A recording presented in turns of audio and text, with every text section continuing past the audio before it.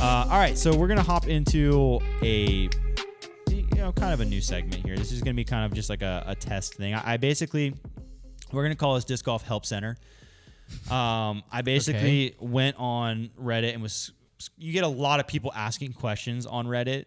And just looking for answers, and a lot of people giving good answers, sometimes not good answers. But I found one that kind of interested me because it's relevant to me. So this person was asking, how long or how many tournaments did you play before nerves were less of a factor than your actual performance? And this is like that like hit home with me, because for really all of my disc golf career, I've always felt like nerves had all the effect on my performance in a disc golf tournament, not actually how I played. Because anytime that I like nerves for me had always been so severe when I was playing tournaments that it could take over my whole body. Like it didn't matter how much I'd practiced, how good I was. If I was very nervous, I was not making any putts. I was not hitting any lines. And I've had some very bad experiences with it. Mm-hmm. I've just now, I haven't played, the last tournament I played that was competitive, it was a flex start, so it wasn't that competitive, but I played pretty well. I think I took like second or third at it. And that one was pretty casual, but I wouldn't know what it would feel like for me if I went to, the last time I played a competitive tournament, it did not work out. Like, I was very nervous. My thing is I've slowly gotten better with this because I play on camera a lot, and I play in front of, we do Foundation versus the Nation and that kind of thing. I'm playing in front of a lot of people. When we do the Bogey Bro battles, I'm playing with a lot of pressure, like monthly matches. So I've gotten so much practice under pressure. But honestly, what I think it comes down to for me is I have, and this is like kind of silly to say, but I have literally I've embarrassed myself so much on a disc golf course, and I've had those awful tournaments happen to me so many times. And you've had it broadcasted in front of tens of thousands of people. Right. So that it just doesn't affect me as much anymore. So I've kind of become numb to it. I've played enough in those situations where nowadays, I can go to our weekly match, which is very competitive, and there is certainly pressure, and I can putt fine, and I can throw fine, and so I've literally now playing disc golf for nearly a decade. I have started to settle in, but I really struggled throughout college, and when I was in high school, still playing events. Nerves have always been difficult for me, and I found this very relatable post. All I can say we'll hear from you, but what I can say is, for me, as far as what you can do to help the nerves, it's very difficult to say, but you have to just stop caring so much. You have to have positive visualization, and you have to stop having those negative thoughts of I'm going to miss this putt. Because for me, my biggest thing was, I'd have a 15-footer, and I would already be missing it before I even stepped up to the putt. Yep. And what you have to realize, to realize is, if what you're scared of is missing the putt, first of all, what whoop-de-doo, just a missed putt. And second of all, if you've already missed it in your head, then you should because my thing is, I would be so scared of missing that I would putt super conservatively, and that's why I would miss. Mm-hmm. Well, if I'm afraid I'm going to miss anyways, and I already missed it in my head, well, why not putt more confidently? And if you miss, well, it's the same result anyway. So for me, it's always been just trying to you have to just pump yourself up with confidence. That's what it comes down to. The people that are the best at disc golf and at sports in general are the ones who have mastered self-confidence. Mm-hmm. And sometimes it's just because they're arrogant people, but a lot of times just people, a lot of times they're just people who just are very confident in their own abilities, and they're able to give themselves confidence. Whereas in my disc golf career, it was always me getting down on myself, being I'm not good enough. And so I went about this the wrong way, because now where I've gotten to is just the reason I've gotten over nerves a lot is because A, lot of experience, and B, I just don't care anymore. What I do in disc golf for a living involves entertainment, not performance, really. But what I would say is, if you're really trying to get on a better path, it's all positive thoughts and self-confidence. What has your experience been? I think that in a very similar way, I think that I've learned a lot from Robbie C. Thinking about this, he's put stuff into perspective for me just personally on my personal time watching his videos. But something that he does is, well, I think that something that's important, which I'm not ever going to be the science guy, but we can look into the science of why you play worse when you're nervous.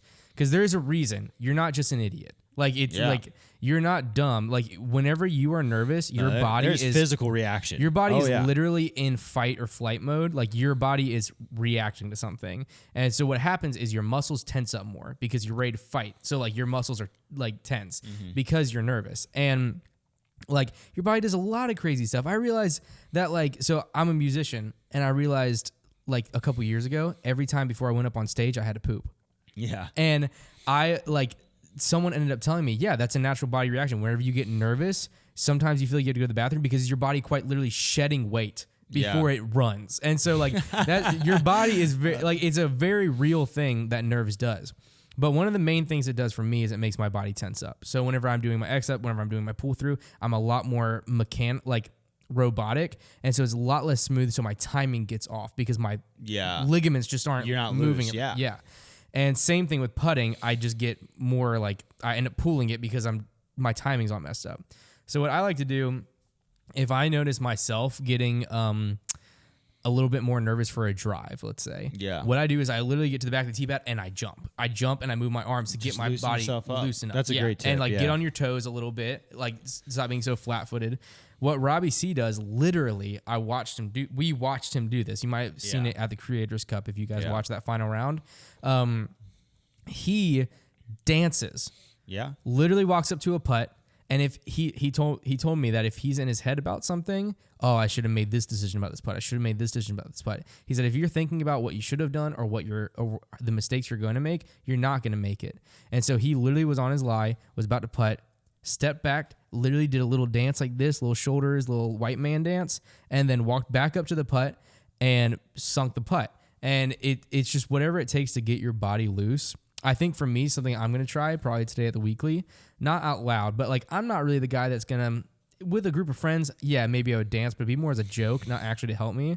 But for a putt, I think what I might start to do is to sing a song in my head, like maybe even hum it out loud, because that will get me in the most casual state.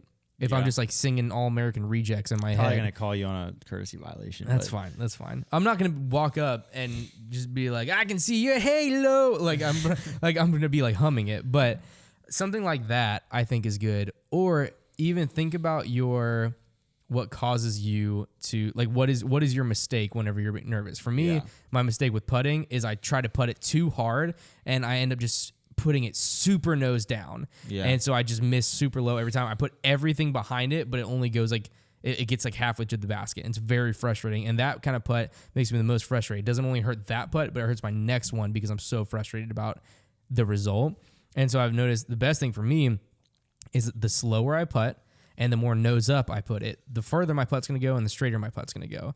And that's for me, like, personally, I realize that's what helps me. So whenever I walk up to nervous putts, I did this whenever we played at New London, I was saying out loud, slow and nose up, Konner, slow and nose up. And so all I think about whenever I pull my putt down is go up slow and nose up. And it made me make a lot more putts that I normally would miss. And so I think just find something that takes your mind off of competition, maybe that drives you, but if you're having nervous problems like this, it probably doesn't.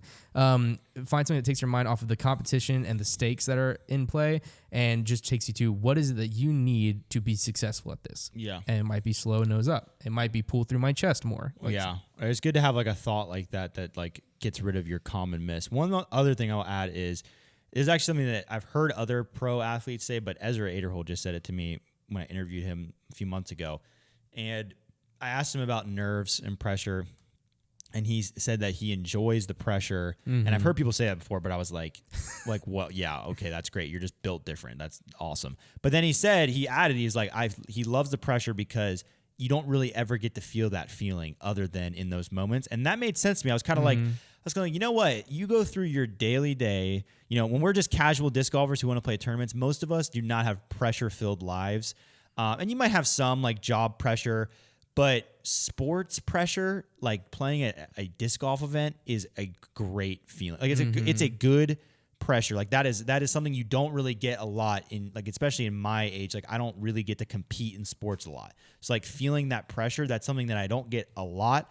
And so I've started to kind of teach my brain to say, when I feel that pressure, like, oh, this is fun. Like, I'm having fun. Like, this is, something I don't really get to feel very often. So, like, I'm going to enjoy the pressure and enjoy the moment. Yep. Instead of getting terrified and be like, oh my gosh, That's a very good point. My body is locking up. Think, ooh, I feel a little shaky right now. Like, let me step off this. Let me shake it out. But like, this is a fun moment. Like, I'm feeling this pressure. So that's something that I have found to help. But also a cool thing to add to that, an interesting about something like a sport or something like disc golf more specifically, and I'm not sure if this makes any sense, but in all the other pressures in your life, because everybody feels pressure in their life, but all your other pressures, whether it's financial pressures, family pressures, friends, like school pressures, work, like you feel this pressure in life, and it's not an immediate, I fix it now, or I end it now, or I fail now, and the pressure's over. Because even after you fail, sometimes the pressure's over because you don't have to deal with the situation anymore.